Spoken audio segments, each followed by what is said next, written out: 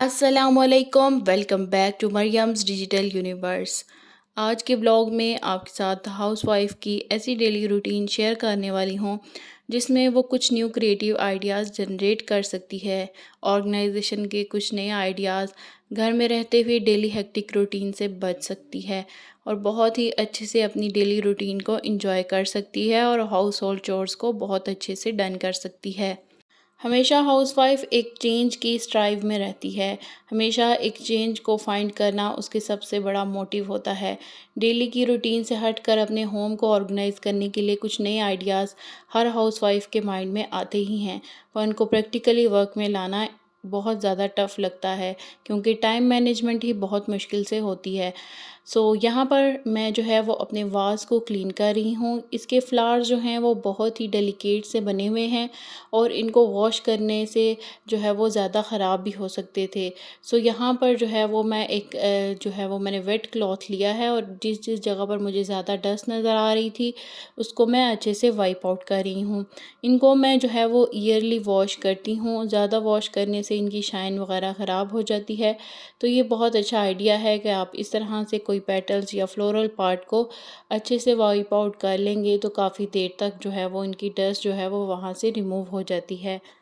कहने को तो एक सिंपल सी टिप है, लेकिन हमारे घर में जितने भी फ्लोरल पार्ट होते हैं जो कि डेलिकेट होते हैं उनको जो है डेली बेसिस या मंथली बेसिस पर क्लीन करना भी उनकी डेलिकेसी की वजह से उसको बहुत ज़्यादा ख़राब होने से बचा लेता है। एक चेन जो है वो बहुत मैंडेटरी होता है, चाहे वो ह्यूमन सोल हो या ह्यूमन बॉडी।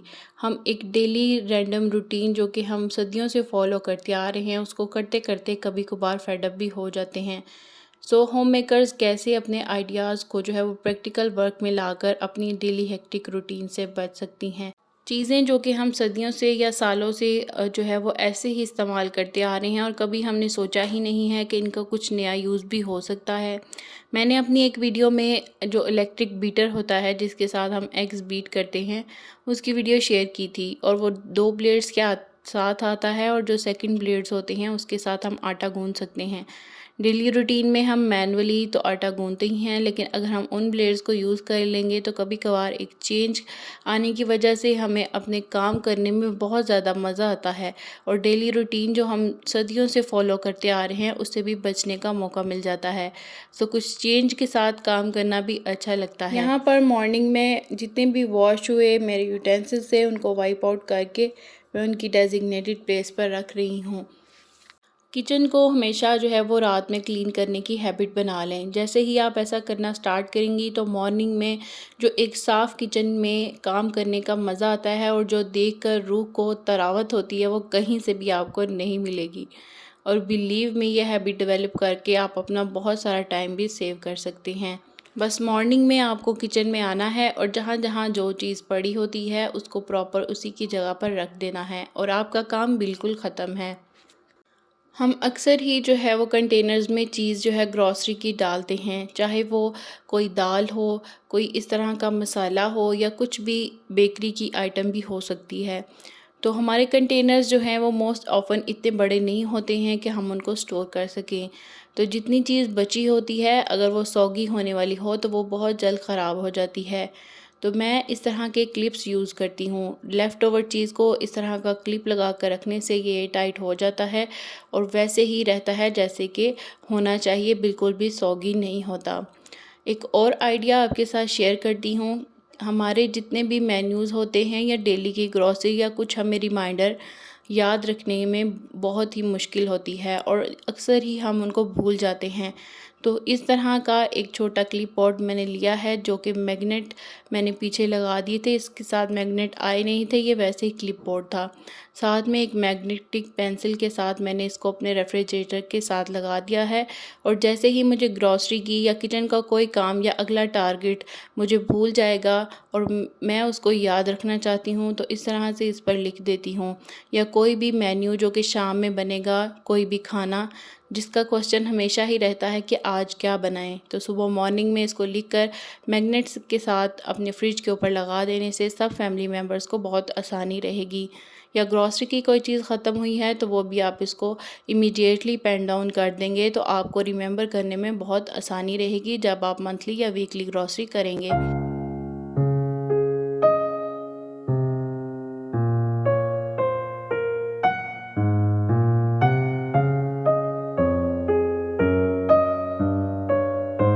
सो यहाँ पर मैं जो है वो सिट्रस लाइम, जिनको हम मिट्ठे बोलते हैं, आपकी लैंग्वेज में इसको क्या बोलते हैं कमेंट बॉक्स में ज़रूर बताइएगा। इसका मैं बनाने लगी थी जूस। तो यहाँ पर मैं इलेक्ट्रिक जो मशीन होती है, जो कि जूस एक्सट्रैक्टर होता है, वो यूज़ नहीं करने वाली हूँ। एक मैंने न्यू परचेज़ की हुई है मैनुअल, जो हमारे जूस एक्सट्रैक्टर्स आते हैं, बहुत ज़्यादा वायरल थी और मैंने काफ़ी ज़्यादा इसकी वीडियोस देखी और मैंने भी इसको परचेज़ कर लिया। सो यहाँ पर मैं इसके प्रोज़ एंड कॉन्स भी आपके साथ शेयर करने वाली हूँ कि क्या ये अच्छी है, जूस अच्छा एक्सट्रैक्ट करती है, या मैंने अपने पैसे ही वेस्ट कर लिए। सो यहाँ पर जितने भी लाइम थे उनको मैंने पील ऑफ कर लिया था और ये वाला जो है जूसर, मैं मैनुअल इसको हाथ के साथ प्रेस करना पड़ता है।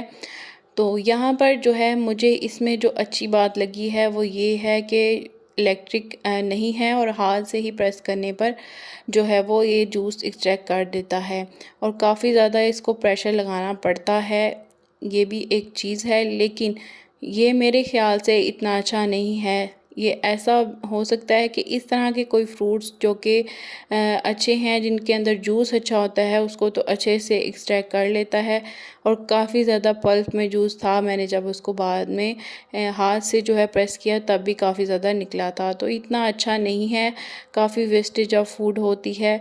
बहुत थोड़ी क्वांटिटी में आपको इमीडिएटली कुछ करना है तो उसके लिए बहुत अच्छा है, लॉन्ग टर्म में ज़्यादा जूस निकालने के लिए सही नहीं है। एक और टिप आपके साथ शेयर करूँगी कि हमारे जितने भी कटिंग बोर्ड्स होते हैं वो वुड के अगर हों तो उन पर नाइफ्स वगैरह के दाग आ जाते हैं और हमें बहुत ही मुश्किल होती है इनको हटाने में। और इसके लिए एक स्पेशल ऑयल भी मिलता है जो कि इसमें शाइन लेकर आता है।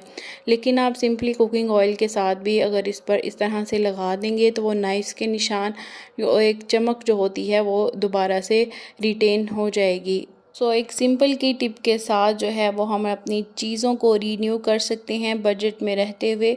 इस तरह का जो है वो चॉपिंग बोर्ड बहुत ही बेस्ट रहता है और काफ़ी ज़्यादा स्टेन जो है वो इसके चले जाते हैं। और छोटी छोटी टिप्स जो कि हमारे किचन और होम को ऑर्गेनाइज़ करके रखती हैं और लॉन्ग टर्म तक जो है उसको सस्टेन करना भी बहुत आसान है। इनको अपनी डेली हैबिट बना लेने से बहुत आसानी होती है। मैं लॉन्ड्री को हमेशा जो है कलेक्ट करती हूँ नीचे और बाद में ले जाती हूँ ऊपर, क्योंकि मेरी जो है वॉशिंग एरिया जो है वो ऊपर है। तो यहाँ पर साथ ही मैं जितने भी फोल्ड क्लॉथ्स है राफ़े के, या जितने भी छोटे क्लॉथ्स होते हैं राफ़े की, टी शर्ट्स या बनियान वगैरह, उनको मैं फ़ोल्ड करके इस तरह के ड्रॉर्स में रख रही हूँ। किचन में ग्रीनरी ऐड करने से किचन की लुक बहुत अच्छी आती है। चाहे वो प्लांट्स जो हैं वो आर्टिफिशियल हों या लिविंग हों। लिविंग प्लांट्स रखने का बेनिफिट ज़्यादा ये होता है कि ये हमारी एयर को प्यूरीफाई करते हैं, अच्छे से हमारा जो एटमॉस्फेयर होता है उससे क्लियर हो जाता है। इसके अलावा भी बहुत ज़्यादा प्लांट्स होते हैं। मैं यहाँ पर अक्सर सिंगोनियम लगाती हूँ और आज मैंने एक मनी प्लांट की कटिंग भी इसमें लगाई हुई है और बहुत अच्छे से ये ग्रो कर रहा है। साथ में जो है वो लेमन्स को सेव करने की टिप शेयर करूँगी आपके साथ। बहुत ज़्यादा लेमन्स यहाँ पर मेरे पास पड़े हुए थे और ज़्यादा दिन पड़े रहने से क्या होता है कि ये ख़राब होना स्टार्ट हो जाते हैं, चाहे जितना भी अच्छा आप इनको वाइप आउट करके रखें। तो मैं क्या करती हूँ कि इस तरह से उनका जूस निकाल कर जो है वो आइस क्यूब्स में डाल देती हूँ और उनको रेफ्रिजरेट करती हूँ और 1 ईयर तक ये बिल्कुल भी ख़राब नहीं होती हैं, अगर प्रॉपर इनकी जो कूलिंग है वो मेंटेन रहे।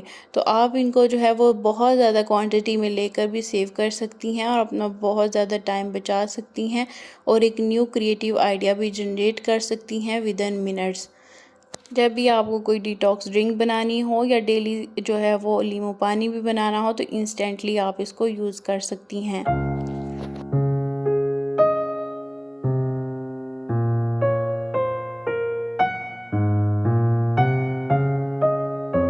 ये वाला आइस बॉक्स आप बहुत ज़्यादा पूछते हैं कि कहाँ से लिया आपने। ये बेसिकली आइस बॉक्स नहीं है, ये एक मेडिसिन बॉक्स है जिसके ऊपर लेबल लगे होंगे। तो मैं इसको एज आ जो है वो यूज़ करती हूँ। कभी इसमें मैं गार्लिक चॉप करके रख देती हूँ, मैश करके फ्रीज़ कर लेती हूँ।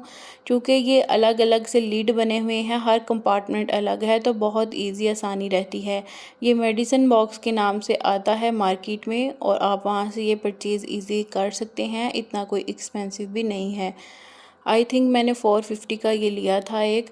तो साथ में जो है वो मैं वॉश किया था अपना वेजिटेबल बॉक्स, और इसमें जो कुछ वेजिटेबल्स मैं रखती हूँ, ज़्यादा मैं नहीं रखती क्योंकि ज़्यादा मैंने जो है वो फ्लोटिंग मेरे पास छोटी छोटी सी बास्केट्स हैं, तो उनमें मैं लगा देती हूँ कुछ फ्रूट्स। इस तरह से स्पेस भी बहुत ज़्यादा सेव होती है। और रेफ्रिजरेटर के इस वाले जो ऑर्गेनाइज़र है, इसमें कभी कभार जो है वो पानी आ जाता है, वो वेजिटेबल्स का कुछ अपना होता है, या कुछ रेफ्रिजरेटर की जो हमारे आइस होती है जो वो मेल्ट होती है, तो उसकी वजह से बहुत जल्दी जो है वो वेजिटेबल्स जो है वो ख़राब हो जाती हैं। तो मैं बहुत कम रखती हूँ इसमें, और बाकी की जो है वो मैं फ्लोटिंग बास्केट्स में लगा देती हूँ। साथ में यहाँ पर मैंने इसको अच्छे से वॉश कर लिया था। और ये थी आज की मेरी रैंडम रूटीन जो मैंने आपके साथ शेयर की। आई होप कि आपको अच्छी लगी होगी। Thanks for watching. Stay connected, stay happy. अल्लाह हाफिज़।